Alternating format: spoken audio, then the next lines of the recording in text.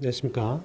2017년 제1회 유통관리사 제2급 제1과목 유통물류 일반관리 기출 해설을 맡아서 강의할 박준혁이라고 합니다. 반갑습니다. 자, 시작에 앞서서 이번 회차 출제 분석 한번 보도록 하겠습니다. 전체 5개 파트로 이루어져 있다면 출제 빈도가 전형적으로 높았던 유통의 이해 부분 1장과 4장 물류 경영관리 전통적이에요. 전통적으로 많이 나왔던 파트에서 많이 나왔고요. 유통경로 및 구조에 대한 부분 여전히 많이 나오는 개별 파트. 그다음에 도소매 물류랑 도소매 물류 관리와 관련된 두 가지 파트. 전형적이어서 이번 회차는 전형적인 유형으로 나왔기 때문에 종전과 큰 차이를 보이지는 않았던 그런 무난한 회차였다고 평가할 수가 있습니다. 그러면 빠르게 진행해 보도록 하겠습니다. 1번 유통경로 관리에서 시장 관련 요인 설명으로 옳은 것은 정답은 5번이 되겠습니다. 5번. 그럼 1번은 뭐가 틀렸냐? 제조업자랑 시장의 거리가 가깝대요. 소비지와 가깝다는 얘기죠. 이럴 경우에는 직접 유통 비용이 더 쌀 수도 있죠. 그래서 중간상을 통하는 것이 더 저렴할 가능성이 높아진다. 이게 틀린 거고. 그 다음에 개별 소비자들의 수가 증가할수록 시장 규모는 늘어나는 거죠. 소비자가 늘어나니까 그 시장은 커지는 거잖아요. 그 다음에 시장이 덜 집중되면, 분산되면 중간상이 사용될 가능성이 높아지는 거죠. 분산되어 있으면 중간상한테 마진을 주더라도 중간상이 마진을 받으면 열심히 뿌리겠죠. 분산되어 있는 고객들한테. 그 다음에 시장 집중도가 높아지면 중간상을 배제할 가능성이 높아지는 거죠. 집중되어 있으면 그냥 직접 유통을 하는 것이 제조자 입장에서 더 쌀 수 있으니까. 몰려 있으니까. 그죠? 2번 보도록 하겠습니다. 2번. 소매 수명주기별 단계별 특징, 전략적 시사점 올바르게 나열하는 것은 정답은 3번. 판매량으로 보게 되면 이게 제품 수명주기가 이렇게 돼 있죠. 그죠? 제품 수명주기가 그림을 그리면 매출액으로 보게 되면 이렇게 되잖아요. 이렇게. 이런 식으로 떨어지죠. 판매 증가율. 도입기 때 매우 빠르죠. 빠른 편이고 성숙기 때는 중간이고 이제 매우 느리게 저성장하죠. 오히려 판매 증가율은 이제 저성장하고 증가율이 떨어지는 그런 측면들을 갖고 있고요. 초반기의 이익 수준은 낮아요. 이거는 한계 이익을 말하는 건 아니에요. 하나를 팔았을 때 이익은 높죠. 신제품이니까. 그런데 비싸게 팔아도 이 도입기를 넘기기 위해서 투자되는 마케팅 비용이나 유통 채널 구축 비용이 더 많이 들어가요. 이때는, 도입기 때는. 그래서 총 이익 자체가 낮거나 없는 수가 많아요.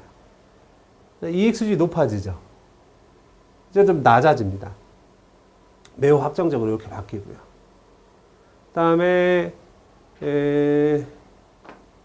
통제 정도 잘 나오는 파트만 보여드리면 이제 통제 정도는 이쪽은 도입기 때는 최소, 성장기 때는 중간, 성숙기 때는 경쟁자가 제일 많기 때문에 최대로 하고 그 다음에 다시 중간으로 떨어지고 도입기 때는 기업가적, 집권적, 전문적 경쟁이 치열해지니까 그러니까 성숙기가 가장 경쟁이 치열한 시기예요. 그리고 이익을 내는 거는 성장기 후반부터 성숙기 이 기간이 길어야 되죠. 요렇게 그려져야죠. 이렇게, 이런 식으로. 이런 식으로 그려져야 되죠.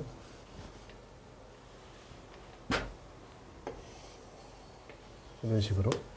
그래서 성장기 후반하고 성숙기 기간이 길어야 총이익이 커지는 거예요. 한계 이익은 이때가 제일 높고요. 성장기 때가 한계 이익이 가장 높은 시기고 성숙기 때는 총이익이 가장 그러니까 마진은 떨어져요. 경쟁자가 많아지니까 가격은 줄여야 되니까.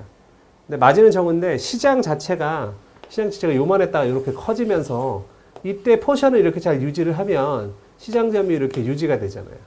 그러니까 박리담회로 많이 팔아서 총이익이 가장 큰 시기.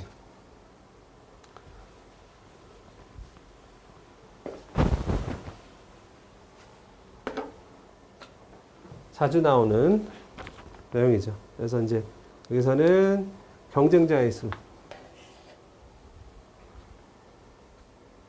그러니까 이쪽이 맞았고 나머지 판매량이나 이익이나 통제정책 관리 스타일 같은 경우는 뒤에 표에 나온 것처럼 이 표를 참조해 보시면서 넘어가시면 되겠습니다. 자주 나와요. 맨날 나오는 유형의 문제예요. 3번. 조직 구성과 관리 측면에서의 계획, 조직화, 지휘, 통제 등의 관리 요소가 있다. 이 중 조직화에 해당하지 않는 것은 정답은 2번. 종업원들에게 동기를 부여할 수 있는 업무를 할당한다. 얘는 지휘 활동에 속해요. 지금 여기서는 조직화에 대한 걸 물었죠. 이번의 설명은 지휘 활동에 대한 내용이다. 과정 측면의 경영. 앞에서 말한 계획, 조직화, 지휘 활동, 통제 활동 이렇게 돼 있어요. 조직화는 수립된 계획의 성공적 달성을 위해 조직을 어떠한 형태로 구성할 것인지, 조직을 어떻게 짤 것인지, 인적, 물적, 자본, 정보, 지식 등을 배분하고 조정하는 것은 이제 조직화 활동이다. 지휘 활동은 업무를 잘 수행할 수 있도록 정업원들의 동기를 유발하고 이끄는 활동. 지금 이 설명이 바뀐 거죠. 그죠? 통제 활동까지 네 가지 요소는 오지선다니까 4개이기 때문에 시험 문제에 별도로 낼 가능성도 높은.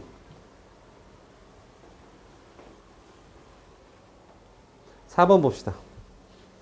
재무 비율에 대한 내용으로 옳지 않은 것은 정답은 5번. 너무 황당했어요. 자산이익률. 이 ROI는 Return on Investment, 자기자본 이익률이죠, 그죠? 자기자본 회수율, 수익률, 자기자본 이익률인데 자산이익률은 ROI가 아니라 ROA예요. Return on Assets, 그죠? 자산이익률이랑 얘랑 매칭이 안 되죠, 그죠? 자기 자본 이익률이다. ROI는 자기 자본 수익률, 자기 자본 이익률이라고 표현하고 자산 이익률은 ROA라고 표현한다. 자, 5번. 경제적 주문량을 이용하여 재고 정책을 수립하려고 한다.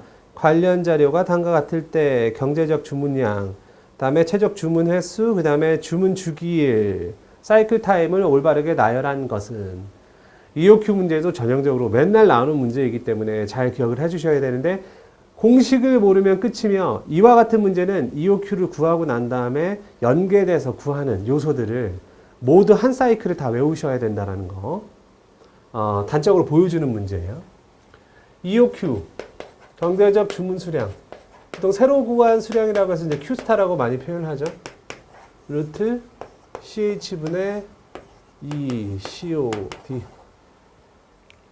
코스트 오브 오더링, 1회 주문 비용이에요. 예. D, 이얼리 디맨드, 연간 수요. 연간 단위당 재고 유지 비용, 캐링 앤 홀딩 코스트. 그렇게 되죠. 그래서 얘는 Q스타를 EOQ를 쉽게 구할 수가 있어요. 루트 200원분의 1000원, 그 다음에 1000원, 1000개. 그래서 EOQ를 구하면 얼마가 나온다? 100개가 나온다. 100개. 최적 주문 횟수. 연간 몇 번을 주문을 해야 되느냐. EOQ를 구하고 난 다음에는 한 번에 몇 개씩 주문한다는 얘기예요. 100개씩 주문하는 게 연간 총비용을 최소화시켜 준단 말이에요. 한 번에 100개씩 주문한다는 거죠. 연간 수요가 몇 개인데? 1000개인데. 그러니까 최적 주문 횟수는 어떻게 구해요, 얘는? 연간 수요를 EOQ로 나누면 돼요. 그럼 얼마가 돼요? 1000을 100으로 나누면 10회죠, 10회. 10회. 한 번에 100개씩 10회. 최적 주문 주기일. 며칠에 한 번씩 10회를 주문하느냐, 연간. 한 번에 100개씩 며칠에 한 번, 연간 몇 회를 주문하느냐. 여기에 보면은, 연간 작업일수. 뭐 이런 거 안 나왔죠, 그죠? 그러면 365일로 계산을 하면 돼요. 365일. 사이클 주문 주기는 365일. 영업일수 동안에 몇 회 주문한다고요? 10회. 그러니까 1회는 며칠에 한 번씩? 36.5일에 한 번씩. 자, 완성됐죠? 한 번에 100개씩 36.5일마다 한 번씩 10번을 주문하게 되면 365일이 다 가고 연간 수요 1000개를 다 처리하는 그런 셈이 되는 거죠.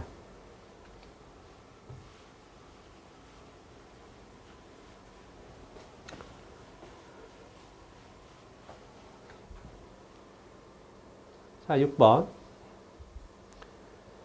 대형 유통업체들의 경로 파워를 얻게 된 일반적인 배경. 틀린 것. 정답은 5번. 제조업체가 소비자와의 풍부한 거래 데이터를 축적 활용하여 유통업체와 적극적으로 공유하기 시작했다.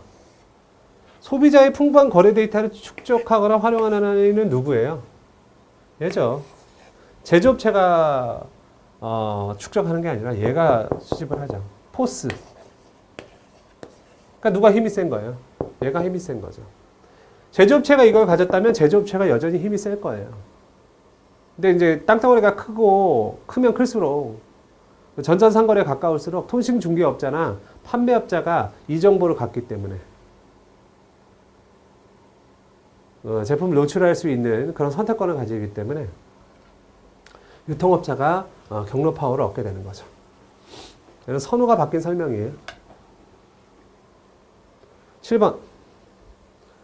마케팅 믹스 중 환경 변화에 대응하거나 조정을 하여야 할 필요가 생겼을 경우 유연하게 대처하기 어려운 요소는 무엇인가?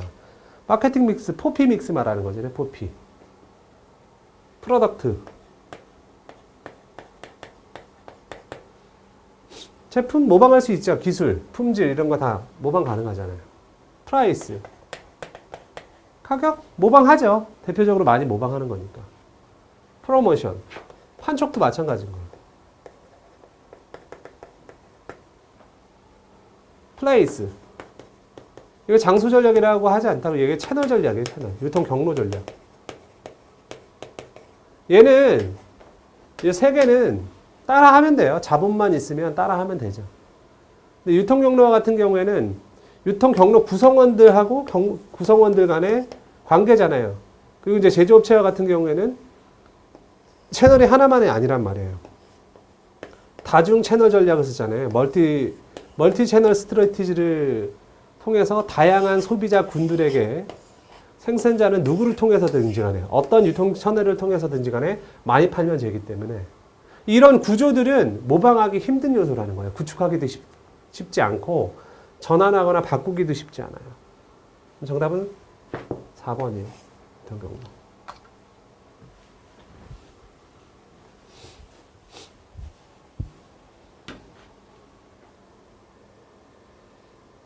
8번.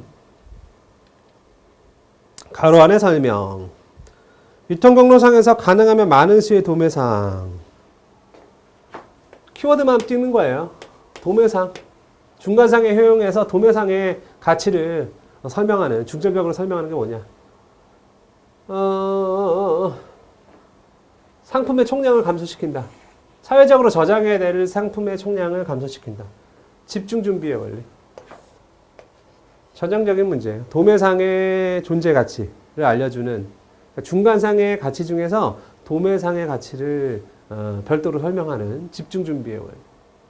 그러니까 생산자가 생산해서 제조업체가 다 갖고 있지 않잖아요. 생산하면 지역 유통센터나 이런 데 가거나 아니면 대부분은 총판한테 맡겨버립니다. 그래서 갖고 있게 함으로써 시장에 가까운 소매상하고의 거래적 격차를 더 줄이죠. 그러니까 거기서 이제 대응할 수 있는 수요에 대한, 소매상의 수요에 대한 대응할 수 있는 그 대응 능력도 더 빨라지고. 그러니까 안전재고량을 덜 가져가도 되는 거예요.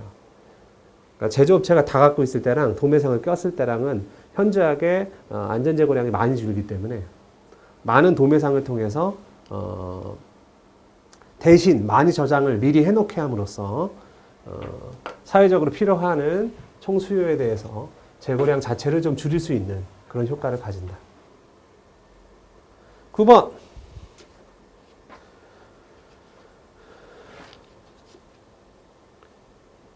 화물 거점 시설까지 각 화주, 각 운송업자가 화물을 운반해 오고, 그러니까 거점까지 화주나 운송업자가 화물을 운반해 오면 배송면만 공동화한다. 배송면만 공동화한다. 배송 공동화. 얘는 집배송을 하는데 누구 중심으로? 화주 중심으로 집배송을 하는, 공동 집배송을 하는. 얘는 운송업자가 주축이 돼서 집배송을 하는. 얘는 배송만. 이제 거점 시설까지 모아가지고 요 부분 거점에서 소비자들까지 배송 공동형이죠. 이쪽은 누가 주축이 됐는지 모르겠지만 화주이든 운송업체든 모으는 거랑 보내는 건 모두를. 노선 집하용은 광역권 서울에서 부산까지 이 간선 운송을 하는, 노선 운송을 하는 그런 업자들끼리 공동화하는 게 노선 집하 공동형. 납품대행업 같은 경우에는 납품하는 곳이 같은 여러 개의 업자들, 얘네들을 밀크런식으로 해가지고 순회 배송을 해서 이렇게 배달을 하는 거죠. 이쪽은 공급자 쪽, 얘는 납품처들 이런 식으로. 그러니까 얘는 공동 집하도 하고 납품도 하는 그런 형태죠.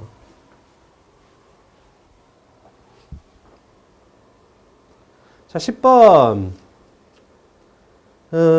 용어에 대한 설명 옳은 것은? 정답은 1번. 2번은 뭐가 틀렸냐? 비용 상세, 재고 유지 비용을 줄이기 위해서 최저 수준의 재고만. 이게 틀린 거예요. 이런 단어 들어가면은 사회과학에서는 다 틀려요. 그러니까 반드시라는 건 없어요. 극적인 것도 없고요. 상황에 따라서 달라져요. 그리고 최저 수준이라고 얘기 안 해요. 비용은 최소화한다라고 하지만 그게 이제 적정 서비스를 유지하면서 최소 비용인 거예요. 그러니까 단적인 이런 뭐뭐만으로 되어가는 말들은 틀린 거예요, 다. 전체 최적화. 재고 수준을 낮춰서 재고 보관 비용을 감소시킨다. 요걸 낮춰서 재고 보관 비용만 낮춘다면 부분 최적화예요. 전체 최적화가 아니라. 운송, 보관, 하역, 포장 이런 기능들 모두 포괄해서 총 비용이 최소화가 되거나 활동 자체가 효율화가 되거나 이런 거죠. 총 최적, 토탈이잖아요. 하나의 기능에 집중한다는 게 매칭이 안 되죠. 최적 고객 서비스, 실제 거래 요소에만 말했죠? 만이라는 거. 서비스는 거래 전 서비스, 거래 중 서비스, 거래 시, 거래 후 서비스 이렇게 세 가지로 나눠서 관리를 합니다. 실제 거래 요소는 요거예요. 요거. 거래 중 요소, 거래 중 서비스만 설명한 거죠. 그거 다 해야 돼요.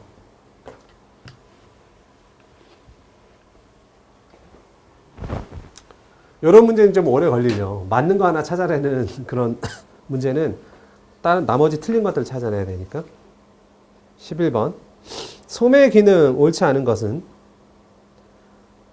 정답은 2번이에요.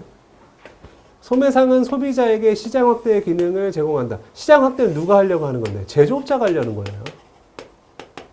제조업체가 지역적으로 분산되어 있는 소비지, 고객들한테 다가가려면 내가 일일이 다 1대1로 대응할 수가 없단 말이에요. 중간상을 통해서 하는 거죠. 특히 여기서 이제 소매상을 통해서. 그래서 소매상은 제조업자를 대신해서 시장 확대 기능을 해주는 거죠. 소비자가 아니라.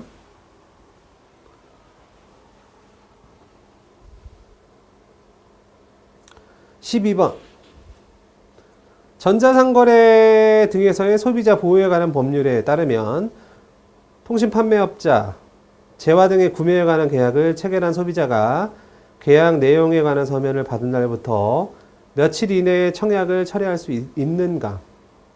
7일. 외우는 거예요. 법에 나와 있는. 너무 길게 하면 판매가 이제 위축이 되죠. 7일 정도가 적당하다. 7일 정도. 외우는 문제이기 때문에 지나갈게요. 13번. 상품 매입과 관련된 법적 윤리적 문제. 맨날 나와요. 정형화돼 가고 있는 측면이 크죠. 자, 사고자 하는 상품을 사기 위해서 사고 싶지 않은 유통업체 입장에서는 그 제조업체로부터 구매하기 싫은 제품까지도 구매해야 되는 그런 상태. 이거는 타임 컨트랙트, 구속적 계약이라고 불러요. 구속적 계약. 맨날 나오는 거죠. 그 다음에 많이 나오는 거, 역청구랑 역매입. 구분해서 얘는 주인공으로 각자 많이 출제돼. 그러니까 로테이션에서 나와요. 로테이션에서 많이 나오는 거니까. 특히 역매입 더 많이 나오는 부분. 얘 꼭 한번 보세요. 짧은 시간에 해설해야 되기 때문에 요거 이제 책에서 교재에서 꼭 한번 찾아서 알아보고 역청구랑 비교하시라. 14번. 보관 창고의 기능을 크게 이동, 보관, 정보를 나눌 때 이동과 관련된 하부 활동과 가장 거리가 먼 것은? 정답은 1번. 상품 분할. 그러니까 입고된 제품 자체를 분할해서 저장을 하는 거예요. 그러니까 덩어리로 온 제품 자체를 개별 제품으로 쪼갠다든지 한 번에 많이 들어온 제품 자체를 분할해서 적재하는. 얘는 이제 보관과 관련된 내용인 거고요.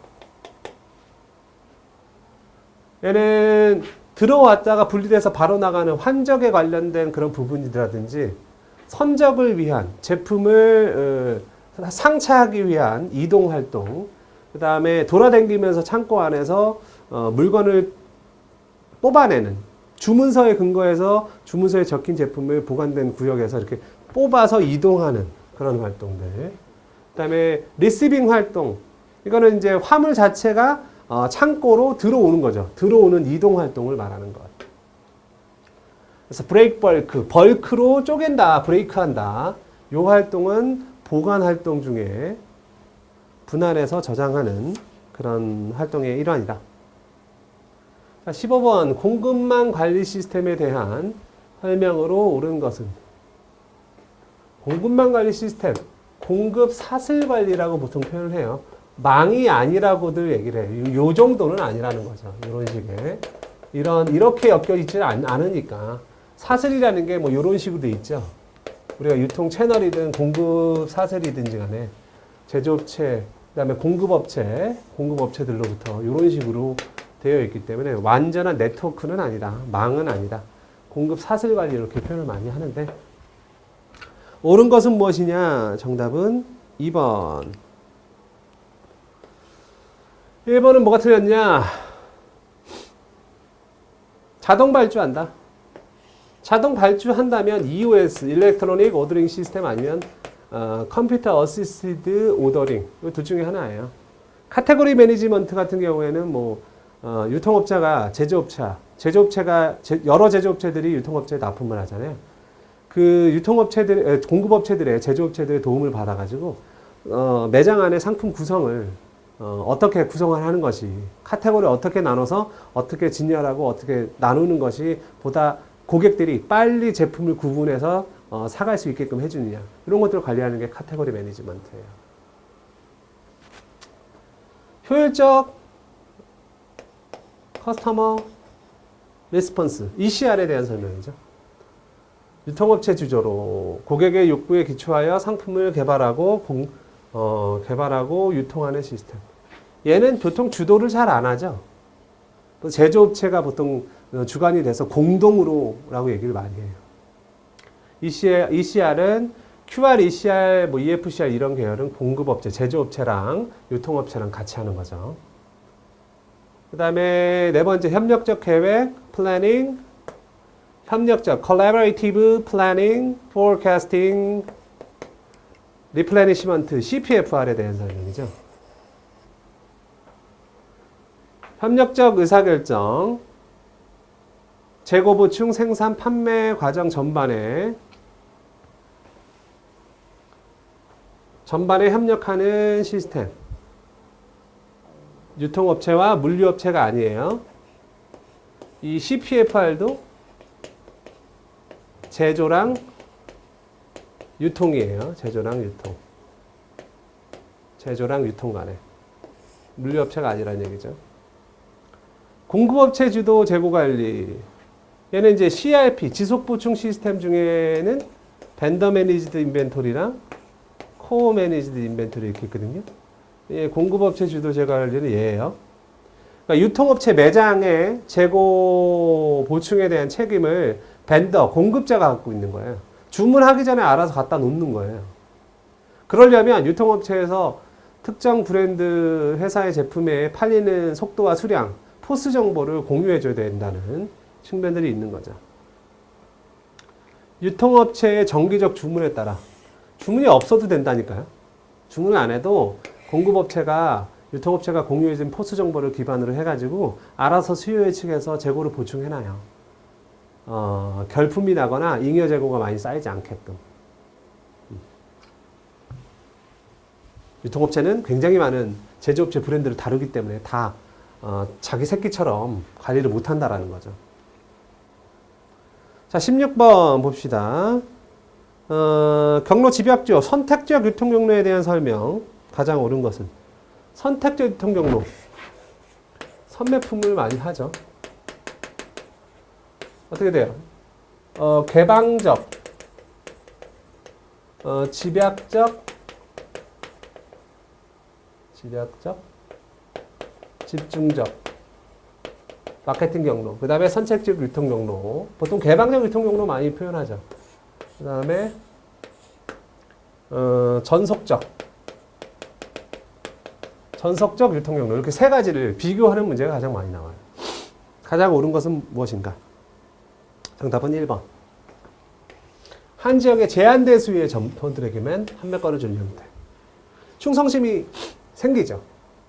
아무한테만 취급하고자 하는 사람한테는 다 취급하게끔 허락해주는 형태가 개방적 유통 경로거든요. 전속적은 이 제품 너만, 이게 전속적인 거고. 유통업체에 대한 제조업체의 지배력이 강하다. 제일 강한 게 얘죠. 선택적 유통 경로는 한 사람한테만 주는 건 아니기 때문에 여러한테, 제한된 수지만 여럿이에요. 제한된 수지만 여럿한테. 보통은 이제 뭐 전자라든지 뭐 의류라든지 그런 경력이 있는, 노하우를 가진 그런 역사가 있는 매장한테만 주죠. 유통업체한테. 그 다음에 모든 제조업체의 상품을 제한 없이 취급하는 것. 특징. 이거는 이제 개방적 유통 경로에 가깝죠. 그 다음에 브랜드의 가치를 유지. 이 얘기 나오면 전속적이에요. 고가품. 그죠? 그 다음에 화장품. 화장품은 뭐 개방적 유통 경로에 해당하죠. 화장품 회사 제품들은 뭐 여기저기서 다 팔잖아요. 그죠? 그래서 판매하는 점수가 그 동일한 공간 안에 판매 점수가 엄청 많아요. 집약적, 집중적, 개방적 유통 경로. 자동차는 전속적 유통 경로 쪽에 가깝고요. 그죠? 그래서 정답은 1번이에요.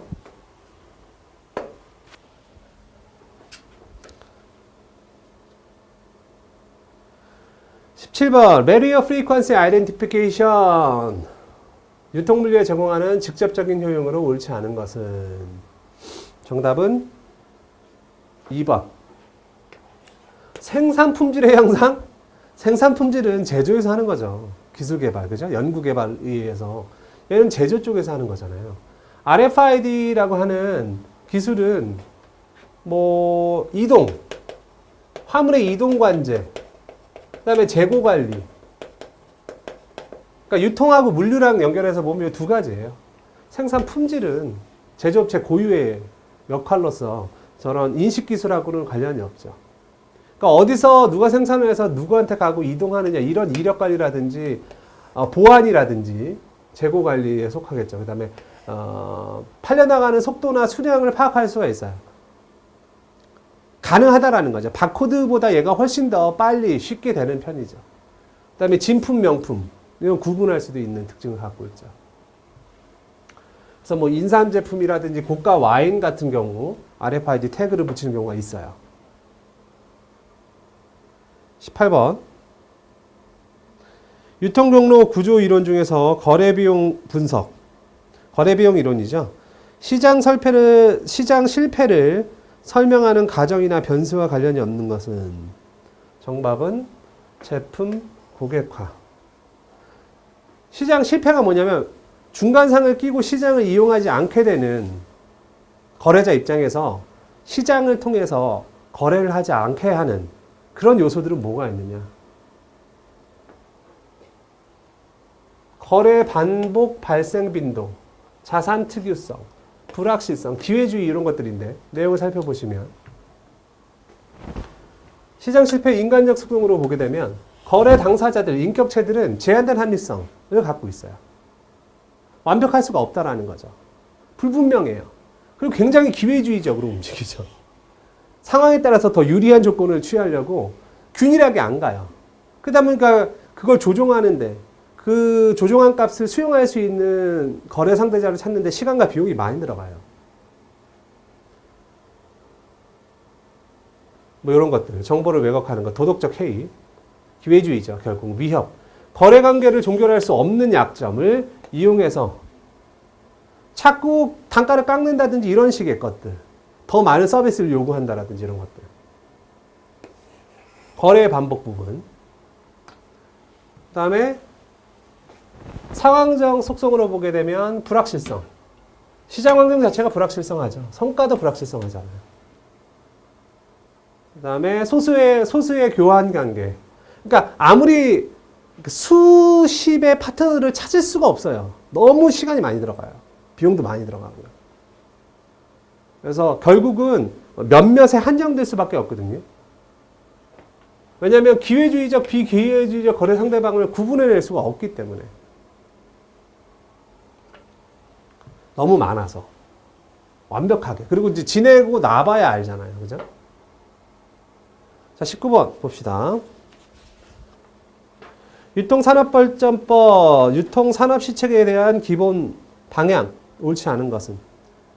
정답은 4번. 구성원 편익의 증진, 유통산업 내의 구성원들의 편익의 증진, 이런 내용은 없다. 뭐가 있느냐? 이런 것들이 있다. 유통구조 선진화, 기능 효율화, 소비자 편익 증진. 소비자는 있어요. 그 다음에 지역별 균형 발전, 종류별 균형 발전. 구조 개선 및 경쟁력 강화.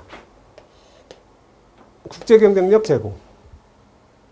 건전한 상거래 질서 확립 및 공정한 경쟁 여건 조성. 이런 것들이 유통산업 시책의 기본 방향이라는 거죠. 법 문제. 한 문제, 두 문제 안 나오기도 하고 뭐 이런 식이죠. 그러니까 바뀔 때 좀 나오고요. 꾸준히 나오는 편은 아니에요. 비중이 높지 않아요. 한 문제 정도. 자, 20번. 물류 시스템 설계에 관한 전략적 계획술서 순서 없이 나열한 것인데 올바르게 나열한 것을. 정답은 2번. 니은, 디귿, 기읍, 미음, 리을 이렇게 되죠. 리을, 비읍, 리을, 미음, 리을, 비읍 이렇게 되겠죠. 고객 서비스 목표, 전략을 결정을 한다. 맨 처음이에요. 목표나 전략을 설정하는 것은 제일 처음이라는 거죠. 다음에 이 목표와 전략을 달성하기 위해서 투자되어야 되는 부분. 재고, 보관, 수송, 주문. 상세한 파트에 대해서 전체 목적을 이루기 위해서 상세 파트에 대한 전략이라든지 프로그램. 구체화하는 거죠. 그 다음에 물적 흐름 및 정보 흐름. 물적 정보, 상적 정보. 기초하는 물류활동 관리 시스템과 절차를 구성하는 게 세 번째. 그 다음에 이걸 운영할 수 있는 조직 정비, 인적 자원. 조직과 인적 자원 관리. 그 다음에 구체적이 되죠. 가장 포괄적인 것, 파트로 구체화되는 것, 파트 안에서의 계획 실행의 구체적인 방법. 경로 구성원 선택 기준을 마련하고, 그 다음에 주기적인 평가 및 성과 개선 활동. 플랜 투 C, 그죠? 플랜 투 C 피드백. 요 단계대로 이어지는 거죠. 그러니까 일단은 가장 포괄적인 거 얘하고 맨 마지막에 해야 되는 성과 개선을 어떤 피드백. C나 피드백에 대한 내용. 니은하고 비읍을 찾으면 돼요. 일단은. 나머지 떨어뜨리면 돼요. 그 다음에 나머지 거 비교하시면 더 빨리 문제를 푸실 수 있다는 거. 제일 먼저 앞에니까. 앞에 나오는 거니까. 21번. 박스 안의 설명. 경로파워의 원천은 을이 갑과 일체감을 갖기 원한다. 일체감. 요라도 나오면 바로 준 거죠, 파워. 근데 또 나올 거예요. 자주 나오는 내용이기도 하지만 이게 이제 두 가지로 나눠요.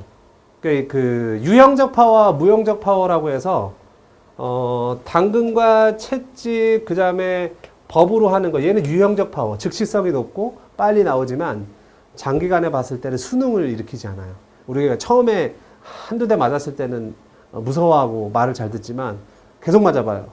때려봐 이렇게 가잖아요. 수능이 안 일어나는 거죠.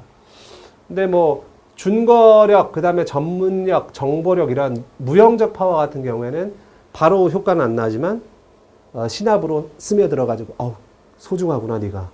가치가 높구나 이렇게 느끼죠. 일체감. 구성원이 되고 소속감. 그런 거죠.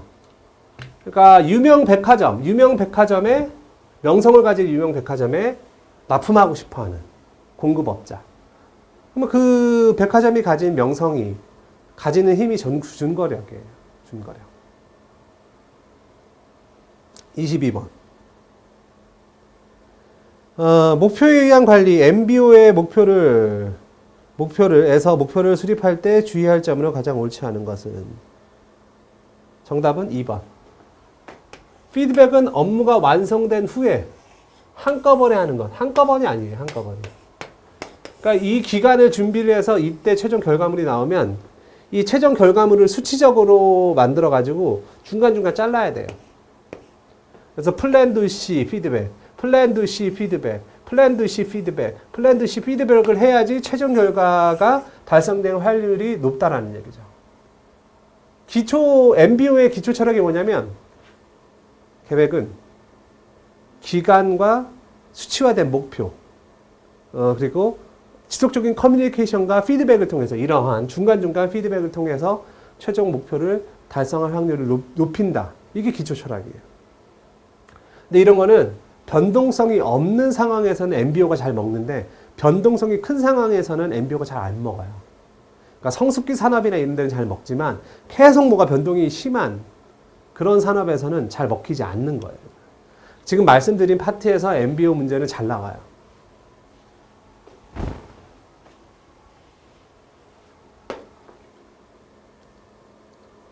자, 23번. 물류관리의 목표를 표현하고 있는 7R 원칙. 해당하지 않는 것은? 정답은 적정도구. 7R.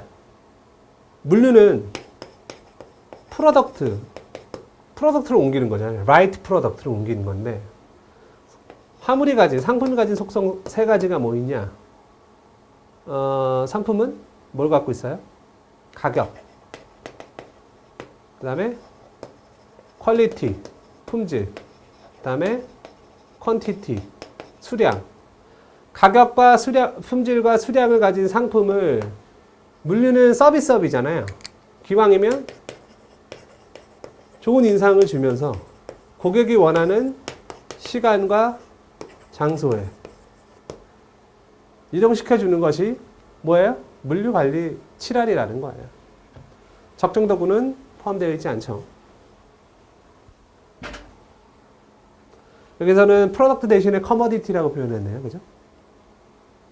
24번. 공급 사슬에서 나타날 수 있는 채찍 효과를 극복하는 방법으로 옳은 것은? 극복하는 방법으로 옳은 것이래요. 이거죠. 공유. 정보 공유가 핵심이에요. 여기서는 공급망이라고 하고 공급 사슬이라고 했네. 출제자가 다르신 거죠, 이거. 공급 사슬이라고 해야 돼요, 공급 사슬. 이게 불확실성이 공급 사슬의 채찍 효과를 만들어내는 원인이에요. 수요단에서의 실제 상품의 변동폭이 이렇게 작아요. 근데 이제 소매상, 도매상으로 거슬러 올라갈수록 왜곡이 생겨요. 수요량에 왜곡이 생기고 이런 오차가 큰 주문량을 만들어내는 거죠. 그래서 불필요한 양을 조달해서 생산을 하고 유통을 하다 보니까 안 팔려요. 엄청나게 많이 남아요. 그러면 이 공급 사슬 자체가 경쟁력을 잃잖아요. 그러니까 이렇게 파악된 정보보다 더 많은 주문을 양을 생성해내는 것은 불확실성 때문이에요. 잦은 가격 정책, 세일을 자주 하게 되면 세일을 하면 많이 팔리는데 얼마나 많이 팔릴지 모르기 때문에 너무 많이 만들어내는 거예요.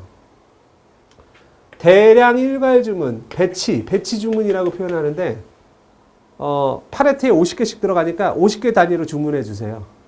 그러니까 나는 30개만 필요한데 50개를 주문해야 되는 거예요. 20개를 더. 나만 그런 게 아니라 대다수의 모든 유통업자들이 그렇게 주문을 해야 된다는 거죠. 그럼 20, 30개씩 더 주문을 하게 되면 어떻게 돼요? 결국은 불필요한 재고를 생성해내는 원인이 되는 거죠. 독립성. 다 각자 움직여야 기회주의적으로 움직이고요. 어떤 연합해서 통합 수요 예측을 한다든지 이런 것들이 없어요. 그러니까 이 사슬 자체나 계열 자체에서 사회적에서 불필요한 재고를 만들어내는 활동을 하지 말자. 그런 협력 활동이 1도 없는 거죠. 개별적 수요 예측. 엄청나게 많은 소매들이 자신이 실제 팔리는 양에다가 안전재고량을 싹 다 붙여요. 개별 수요 예측을 해서 이 안전재고를 붙여서 넘어가게 되면 또 도매가 있죠. 여기는. 소매보다 작아서 그렇지 도매도 많잖아요. 얘네들도 이렇게 주문 많은 주문 양에다가 또 플러스 알파를 다 개별 수요 예측을 하기 때문에 세측 효과가 생기는 거죠. 근데 공급 사슬에서 생성되는 수요라든지 재고 정보를 각 수준에서 지금 현재고와 뭐 생산 현황이라든지 이런 것들을 알 수 있잖아요. 완제품 제조업체 같은 경우는 생산 현황까지 알 수 있죠. 각 수준에서 재고량 이런 것들을 알게 되면 이 소매단에서 포스 정보를 통해서 팔리는 속도와 수량을 알게 되면 팔리는 속도와 수량이 많아지면 생산을 늘릴 것이고 팔리는 속도와 수량이 줄어들면 갖고 있는 재고에서 처리를 하겠죠. 그죠? 재고를 소진하는 쪽으로 가겠죠. 정답은 4번이에요. 25번. 완제품에 조달해서 판매에 이르기까지 모든 물류기능 전체 혹은 일부를 전체 또는 일부를 전문 물류업체가 위탁을 받아 수행. 3자 물류죠. 전략적 아웃소싱. 3자 물류. 끝. 더 말이 필요 없는 거죠.